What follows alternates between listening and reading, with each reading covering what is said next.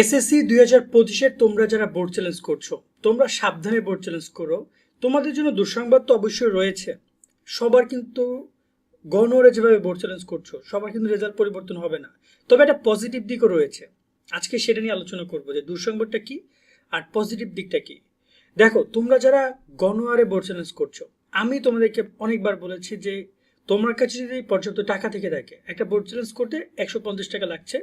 তুমি যদি 2 বিষয় করো তাহলে 300, 3 বিষয় করলে 450, তো এরকম টাকা লাগছে। আর যদি তুমি কম্পিউটার দোকান থেকে করো তাহলে হয়তো বা আরও 100-150 টাকা বেশি লাগতে পারে। এই যে টাকাটা লাগছে, এতে করে কনফিউশন তোমার ক্লিয়ার হবে। কিন্তু শিক্ষা মন্ত্রণালয় কিভাবে বোর্ড চ্যালেঞ্জগুলো দেখে, প্রতি বছর কোটি কোটি টাকায় বোর্ড চ্যালেঞ্জ থেকে ইনকাম করে। তোমাদের আমি একটু হিসাব দিই।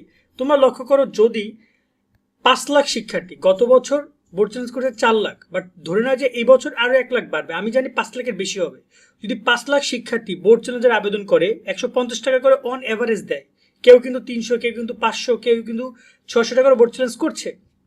বাট যদি তোমার এখানে 150 টাকা করে দেয়, তাহলে তোমার কত হয়? একক দশক শতক হাজার অযুত লক্ষ নিযুত কোটি, প্রায় দেখো 7,50,00,000 টাকা হয় জাস্ট 150 টাকা করে। যদি এটা 300 টাকা করে হয়, তাহলে কিন্তু 14-15 কোটি টাকা ইনকাম করবে শিক্ষা বোর্ডগুলো এই বোর্ড চ্যালেঞ্জের মাধ্যমে। আমি জানি না কতটুকু তারা খাতা মূল্যায়ন করবে। দুঃসংবাদের পয়েন্ট হচ্ছে এই যে সবার অন এভারেজ গড় পাত্রায় কিন্তু রেজাল্ট পরিবর্তন হবে না। 5 লাখ শিক্ষার্থী অ্যাপ্লাই করলে সর্বোচ্চ 10,000, 15,000, 20,000 স্টুডেন্টের রেজাল্ট পরিবর্তন হবে। যদি শিক্ষা বোর্ড থেকে রেজাল্টগুলো খুবই গুরুত্ব আকারে দেখে, যে যত শিক্ষার্থী অ্যাপ্লাই করেছে সবার যে রেজাল্ট খাতাগুলো খুবই গুরুত্ব সহকারে দেখে, তাহলে এই সংখ্যাটা অনেক বৃদ্ধি পাবে। সেক্ষেত্রে তোমরা লাকি হইতে পারো, তবে সেটা কনফার্ম না। আমি জানি না তারা কিভাবে খাতা মূল্যায়ন করে। বোর্ড চ্যালেঞ্জের খাতা দেখার নিয়মটা হচ্ছে এই যে তোমার খাতার মধ্যে তোমার কোনো জায়গায় নাম্বার মিসিং আছে কিনা সেটা দেখবে, নাম্বারগুলো বারবার যোগ করবে, ওএমআর কোনো সমস্যা আছে কিনা সেগুলো দেখবে, তোমার লুজ শিটে নাম্বারটা যোগ হয়েছে কিনা, এই বিষয়গুলো তারা মূল্যায়ন করবে। করে তারা তোমাদেরকে একটা প্রপার রেজাল্ট তারা দিবে। এক্ষেত্রে কিছু রেজাল্ট চেঞ্জ হবে, কিছু রেজাল্ট চেঞ্জ হবে না, স্বাভাবিক। সেক্ষেত্রে আমি সবসময় জন্য বলি, তোমরা কনফিউশন ক্লিয়ার করার জন্য তুমি বোর্ড চ্যালেঞ্জ করো। কারণ 1 বছর পর বলবা তোর রেজাল্ট কত, আমার রেজাল্ট তো 4.994, মাত্র 6-এর কারণে আমি A+ পাই নাই। তো তুই বোর্ড চ্যালেঞ্জ করছিলি? না, করি নাই। কেন করি নাই? কারণ মনে হয় না যে পাবো। বাট করে তো দেখো, ওই সময় বলতে পারবো যে করছিলাম কিন্তু হয় নাই। বাট করতে হবে, কনফিউশনটা ক্লিয়ার করতে হবে। সেজন্য আমি বলবো বোর্ড চ্যালেঞ্জ করো, ইনকামের দিকে তাকায়ও না। সেকেন্ড ব্যাপার, সাপ্লিমেন্টারি এক্সাম। তারা চাইলে কিন্তু বোর্ড চ্যালেঞ্জের বাদ দিয়ে সাপ্লিমেন্টারি এক্সাম চালু করতে পারতো। এখন বর্তমানে শিক্ষার্থীরা সাপ্লিমেন্টারি এক্সাম বলে চিল্লাচ্ছ, বাট আনফর্চুনেটলি সেটা হবে না। সাপ্লিমেন্টারি এক্সামটা তারা নিবে না। নিলে হয়তো সামনে যদি কোনো সময় চালু করে, বাট এই মুহূর্তে তোমাদের থেকে তো না। কারণ তোমাদের থেকে চালু করলে সেটা অনেক আগেই তারা, এটা একটা আইন আছে, আইন সংশোধন করতে হবে, তারপরে চালু করতে হবে। বললে আমার কালকে সাপ্লিমেন্টারি এক্সাম, এরকম কোনো কিছু না। ক্লিয়ার? সেকেন্ড ব্যাপারটা হচ্ছে যে পজিটিভ দিক কোনটা?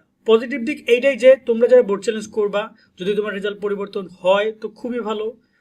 রেজাল্টের তালিকাগুলো তোমরা আমাদের কাছ থেকে পাবা, রেজাল্ট দেখা সব কিছু তোমরা পাবা। প্রত্যেকটা বোর্ড আলাদা আলাদা রেজাল্ট দেবে, সেগুলো আমরা তোমাদেরকে দেখিয়ে দিব।